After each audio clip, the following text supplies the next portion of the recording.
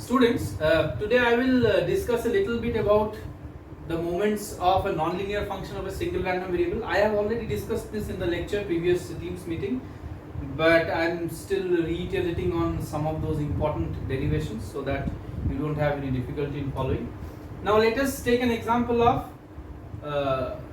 what is a nonlinear function of a single random variable. I will take the same example, but I will show you the two different nuances of the problem. Okay, let's say if you have the end deflection of a cantilever beam, which is PL cube over 3EI, right? Now, if I say that EI is random variable, right? Let's say my EI is random variable. So what does it become? It becomes some constant A, that is, let's say PL cube by 3 is constant, into EI inverse, right? So what is this? This is a nonlinear function. So just for your imagination, for your, for fixing the ideas, I took this example, right? But the same example can be nuanced even further, which I will show you. Now, how do we deal with this? Well, it could be any general function. Now this is a very simple one, but in general it could be a very very complicated function. For example, if you were to include geometric nonlinearity, that is, say, large deformations of cantilever beams, there will be sine hyperbolic, cosine hyperbolic terms.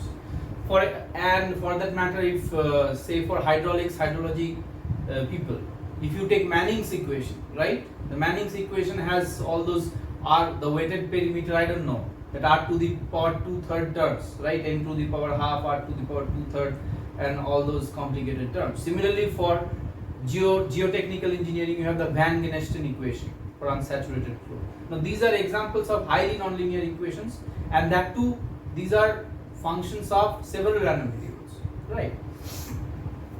So how do we deal with it? We try to expand this using Taylor's series. So how do we do that? G of x can be written as, you have to expand this about a suitable point, right? We do that about the mean.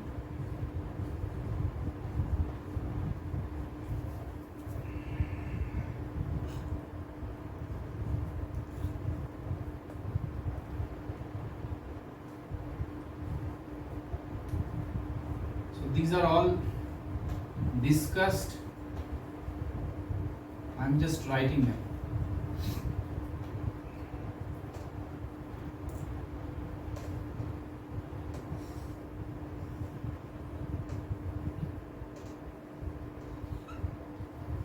Now here I am changing a notation. So what we know, we already know the descriptions of the x. So we know what is x, we know the mean of x, and we know the sigma of x. Now that part is known. But what is unknown is what will be the corresponding components, that is mean and standard deviation, or mean and variance of y. Mean and variance of x is known, right? So expanding this nonlinear function about mean should not be difficult at all, because these are known quantities. Similarly, this is also a constant quantity, this dg over dx, it's a constant quantity because it is evaluated at mu. Similarly, d2g dx square, it is also evaluated at mu. So what is let us do the approximations of mean. Now first order approximation of mean is trivial. First order is E of y is equal to g of mu x. As simple as that. You simply evaluate the function at mean. Now that's all. Now as you know that this could be very gross and very approximate because you have truncated a lot of other terms. So how to deal with the second order approximation? Now the second order approximation is where I sort of interacted with you a lot and made sure that you understood. So in order to do this, what you do is you take expectation of both the sides. So your EY,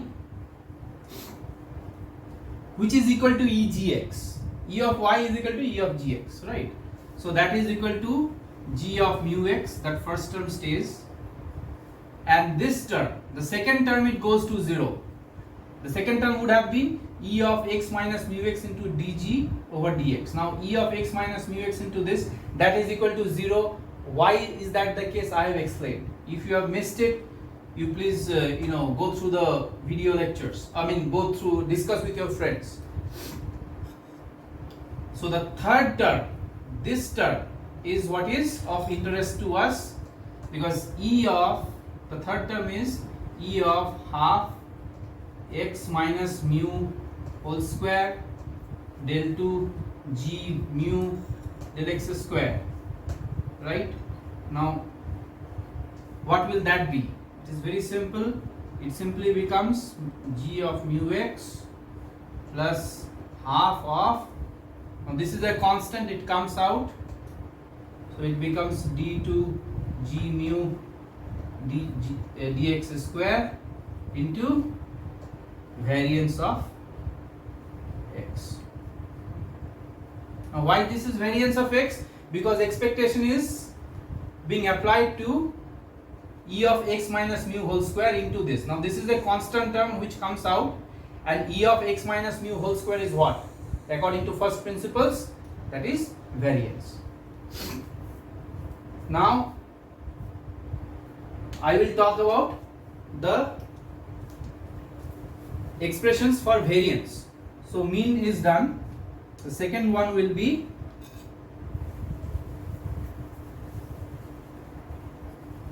variance. So for variance,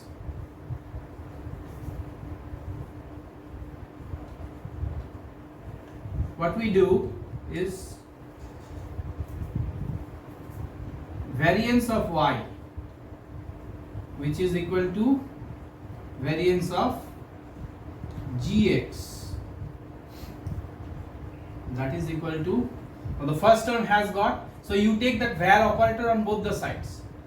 First term is useless, variance of a constant has got no meaning. The second term is of important to us because we are doing first order. So I should have written, this is first order. This is first order. Okay, I am writing it as a side note because this is first order. Again I will write it.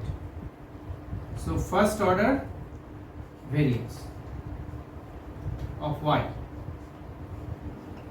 So first order variance would be variance of y is equal to, the first term has got no meaning, the second term will be variance of